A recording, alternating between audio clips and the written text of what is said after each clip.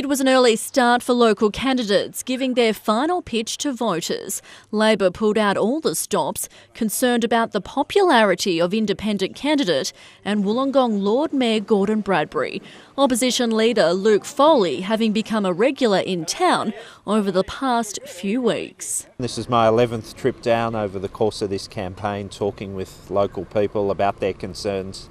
A plan for economic activity and jobs for the future of Wollongong is the Labor priority. For many voters, they'd already made up their minds before hitting the booths. I think just for young people down here, TAFE and jobs and things like that will be very important.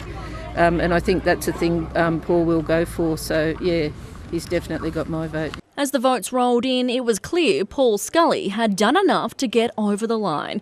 He received 46% of the vote to Mr Bradbury's 32%, while in the two-party preferred race, Paul Scully received 59% of the vote, the Greens gaining their usual margin of 10% of the vote. The fact that there isn't a coalition running really shows that the coalition's worried about the protest vote against it. But Wollongong also didn't see a shift away from Labor, something Mr Bradbury says will work against the electorate. I just wanted to do what Orange did and upset the apple cart, and in such a way as I know Orange are going to get a lot more attention, a lot more resources. We're not. Nationals leader Troy Grant today announced he'll be standing down as part of the fallout from his party's poor polling in the Orange by-election, a safe seat of almost 70 years.